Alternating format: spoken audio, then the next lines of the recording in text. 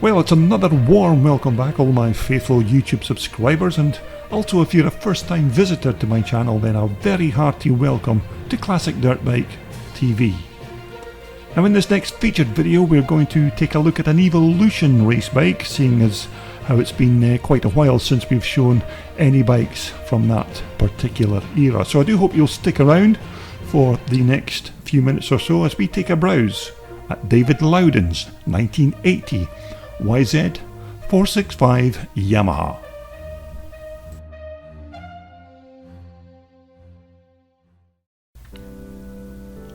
Now when Yamaha launched these 465 YZs back in the early 1980s, they were simply a revelation in motocross terms because of that fantastic 465 motor, the excellent suspension, and of course these bikes also had razor sharp handling. And without doubt, from the word go, Yamaha certainly hit the sweet spot with this bike, and many riders still consider this 465 as an overall package to be one of the best big bore Yamahas of their time.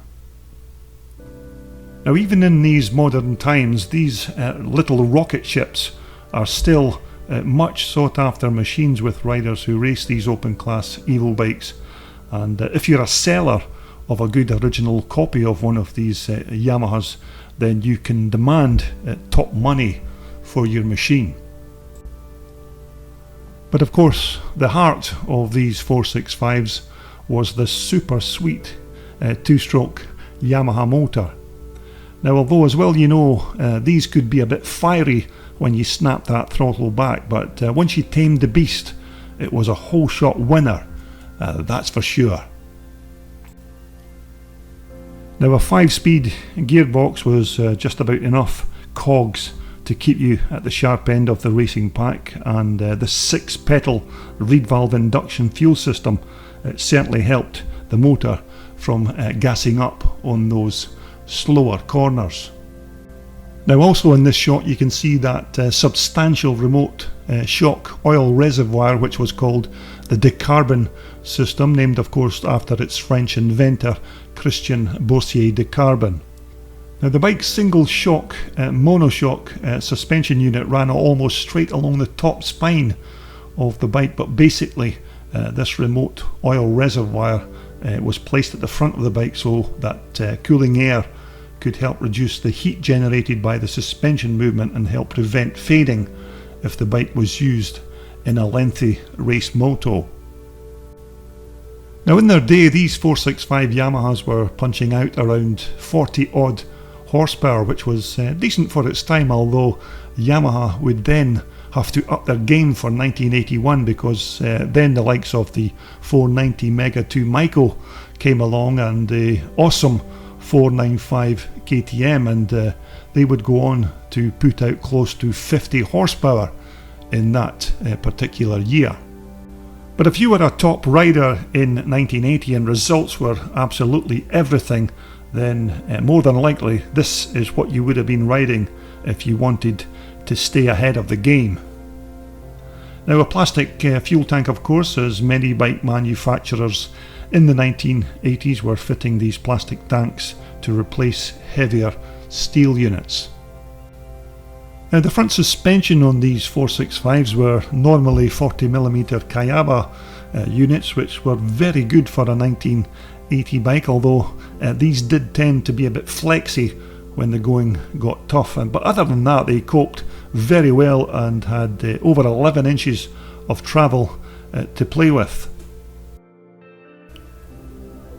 Now also these 1980 465s were fitted with Yamaha's excellent monocross rear suspension, which works very well in conjunction with the big single shock suspension unit and that Decarbon remote reservoir.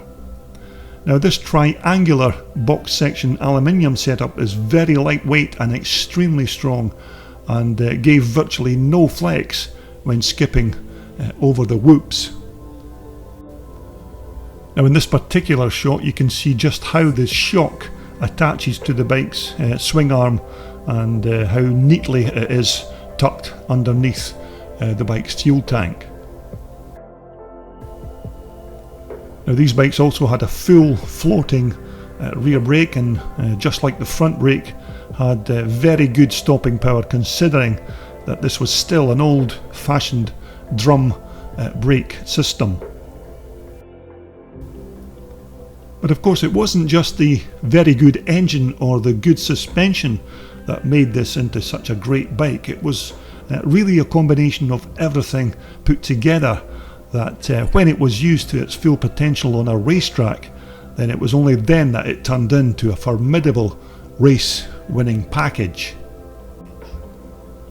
Now we'll be able to see this bike perform on the racetrack just shortly, and in fact David's featured 465 has already taken him to a championship win in the pre-1984 class here in Scotland.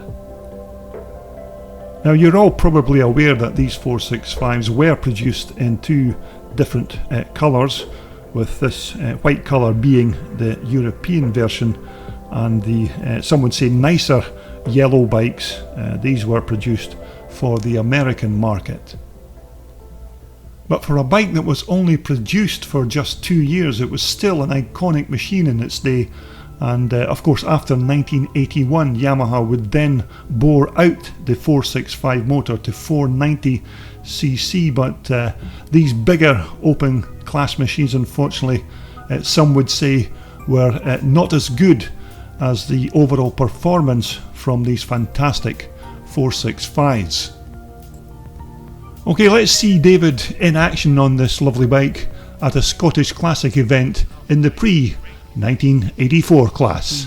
1984 class before the break, so it's a good start once again by David Loudon on the YZ Yamaha. Graham Smith has made an excellent start there on the RM400 Suzuki. Neil Glendinning is sitting in third place, but looks like he's going down the inside of Graham Smith, so it's currently David Loudon, number 75, your race leader. Second, Neil Glendinning. Third is Graham Smith. Fourth is Andy Malik, and number 19 is Gordon Forbes. And so as the riders come towards us, it's number 75, David Loudon, your race leader. Second is Neil Glendinning. Remember, we had a titanic battle between these two riders in the second race, so it looks like we're going to have much more of the same.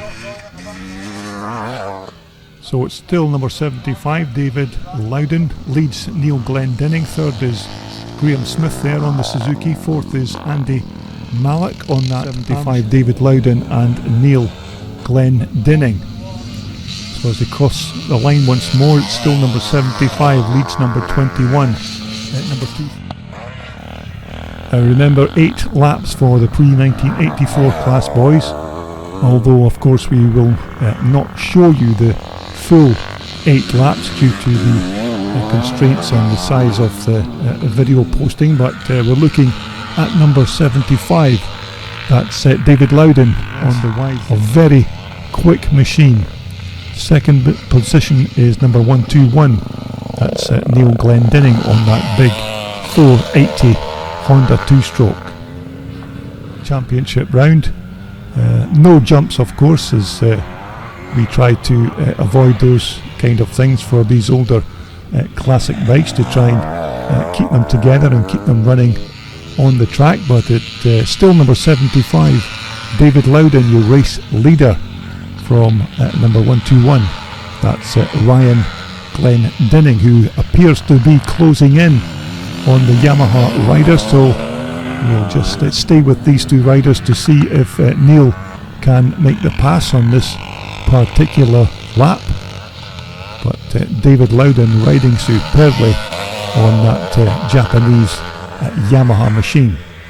But as the race leaders come round to start yet another lap, it looks like Neil Glendinning is lining up David Loudon for the pass of this third pre-1984 class race, so we could see a good scrap towards the checkered flag as we count the laps down. But it's still number 75, David Loudon on the Yamaha, who leads number 121. That's Neil Glendinning on that equally quick 480 Honda.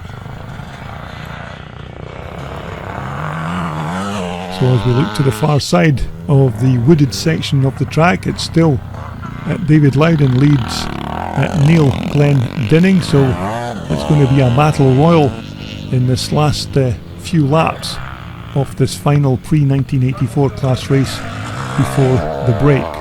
So as they cross the line to complete another racing lap, it's still 75 David Loudon. Looks like we had a rider down there in the middle of the track, but both these riders being quite sensible managed to avoid him. So it's still David Loudon leads Neil Glendinning, nothing at all between these two very quick riders. Not twin choke bikes, of course, both these bikes riding with and so as we look at our two front runners in this last pre-1984 class race of the day, I do hope you've enjoyed this part 1 video from the Scottish Classic Motorcycle Racing Club. Don't forget there will be more of the racing from this venue in part 2 on my YouTube channel coming soon, but as these riders head towards the checkered flag on their last lap, it's still David Loudon managing to keep Neil Glendinning on that 480 Honda at arm's length. So as they exit the first 2 or 3 turns, it's going to be another win for number 75 David Loudon, with Neil Glendinning in second position.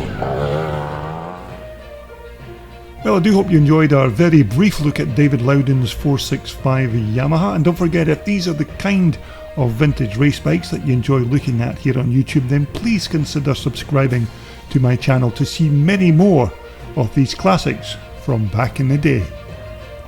So again, thanks very much for taking the time to look at my video content, and so until next time, thanks for watching Classic Dirt Bike TV.